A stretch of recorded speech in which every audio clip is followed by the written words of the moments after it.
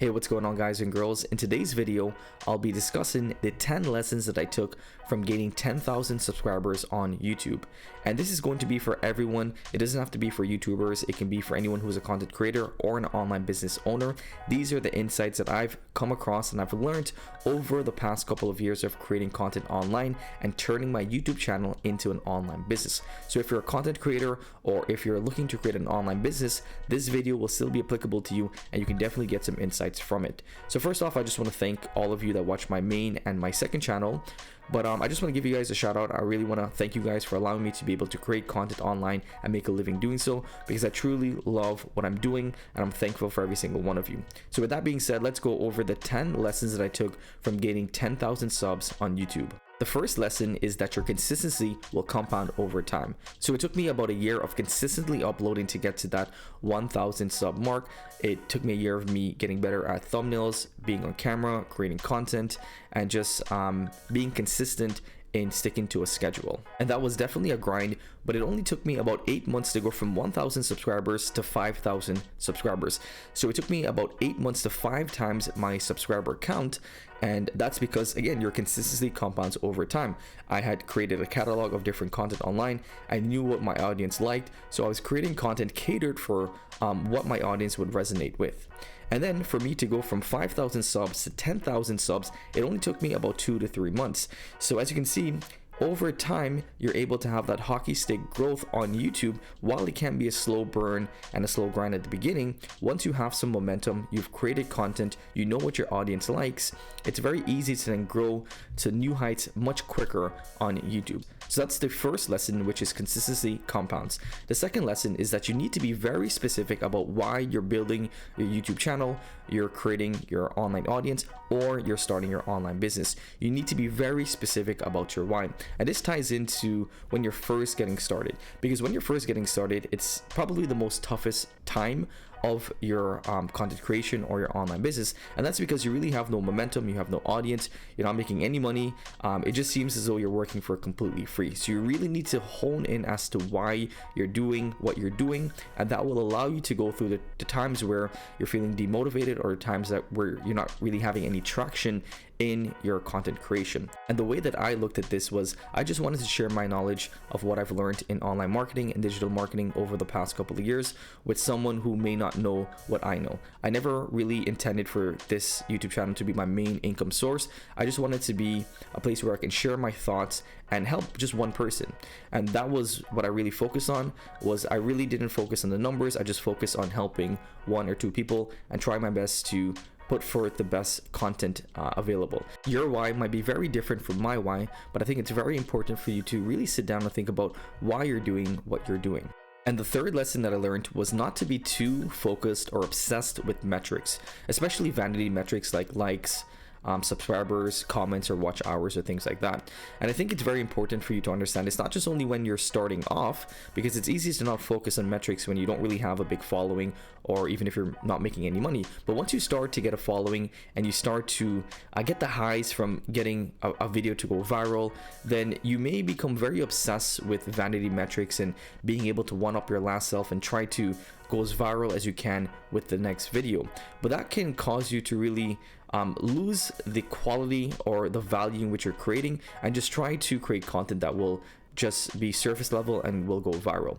So I recommend you finding a balance between creating valuable content, but also trying your best to optimize your content so that it does go viral, because that will overall obviously help the growth of your channel or your business. But it's never a good idea to be too obsessed with metrics. You never want to tie your business worth or your self-worth into metrics like views and things like that, because that can be a very dangerous game.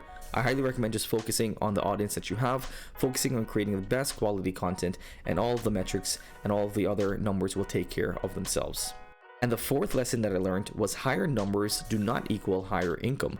My YouTube channel and following in general is fairly small, but because it's so targeted and so niche, I am still able to make a full-time salary just from creating simple videos on YouTube.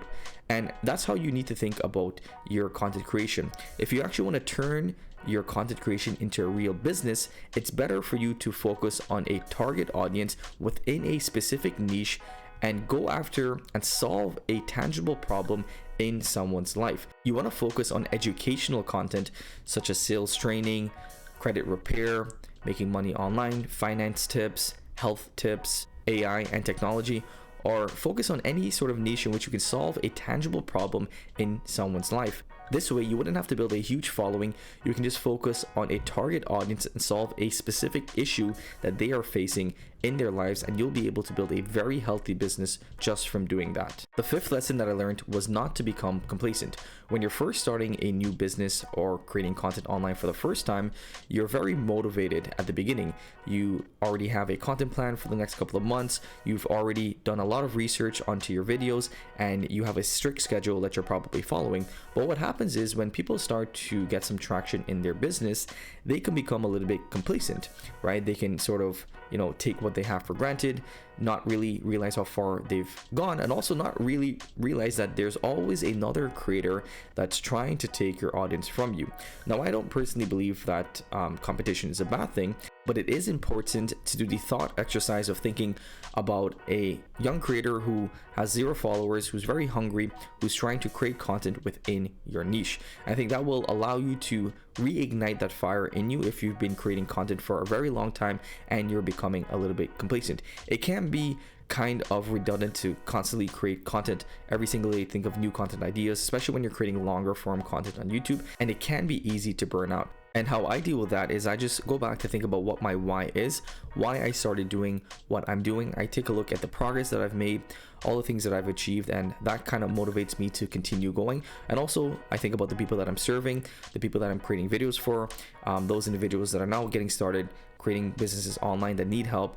And I think about the help that I didn't have, and I just want to share that with others. So going back into your why can be a good spot for you to help you if you're becoming complacent. Number 6 is do not limit yourself. And this is something that I've actually realized in the past couple of months. I don't consider myself to be a YouTuber. I don't even really consider myself to be a content creator. I consider myself to be a business owner. The way that you look at your content really matters. If you look at it as just a piece of content which you create and you put it out there for the world, if people like it, they do. If they don't, that's okay with you. Then you're never really going to be able to turn that into a real business. So you need to be very intentional about how you're creating your content, what type of content you're creating, and also how you're monetizing your content. I personally think that you should always look at content creation as a business rather than just a hobby, because if you look at it as a business, then you will treat it like a business.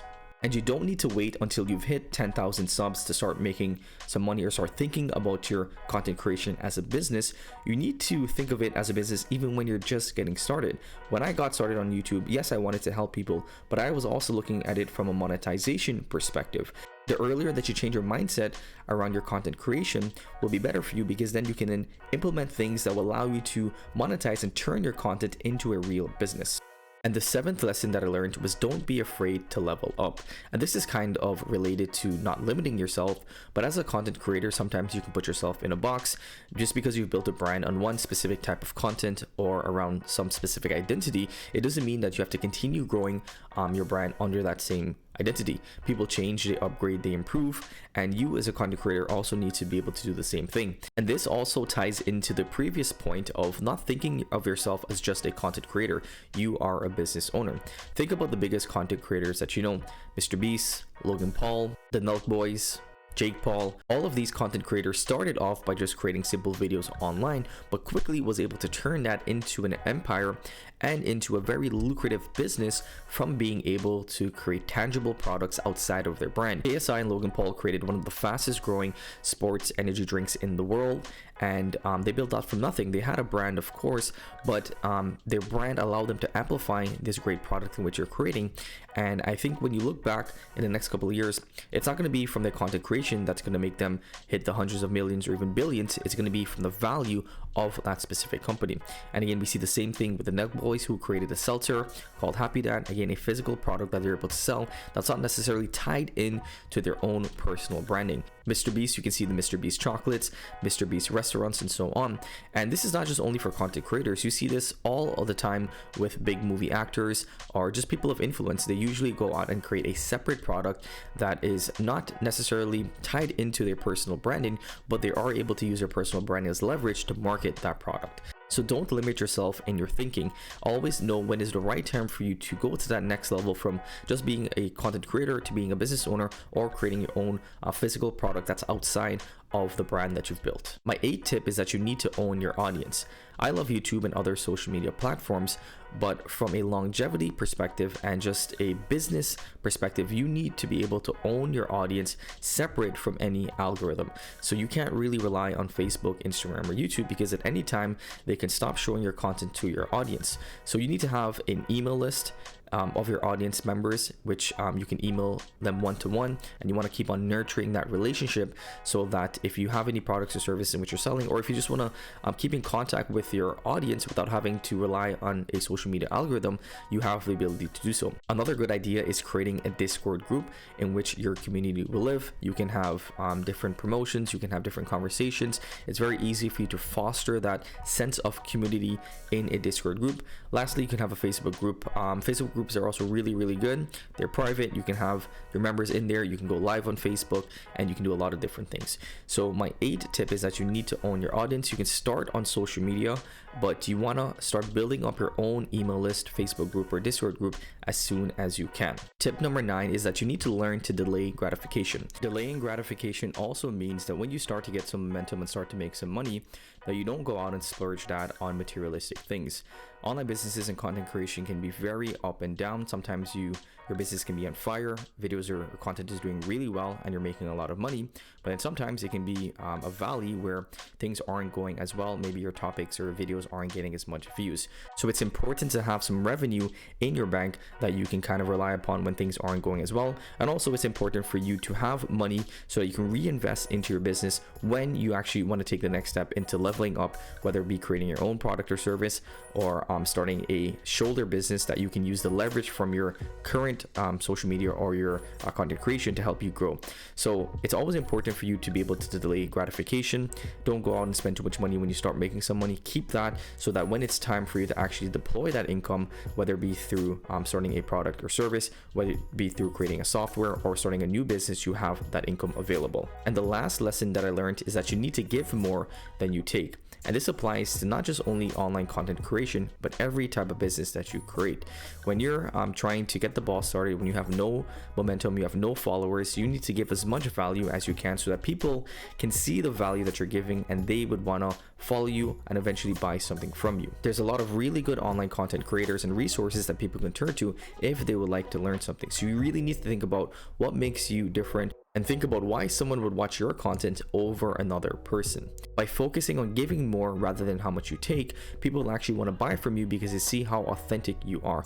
So it's actually a better marketing strategy to go about when starting your content creation. So I hope that you guys enjoyed these 10 lessons that I learned from going from 0 subscribers to over 10K on YouTube.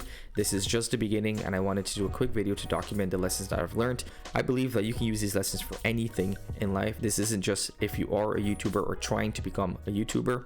You can use these lessons in your business and any type of online content creation. As always, I hope that you guys enjoyed this video and I hope that you found some valuable lessons that you can use and employ in your own life. If you enjoyed this video, give us a big thumbs up and subscribe to the channel if you haven't already. Until next time, stay well.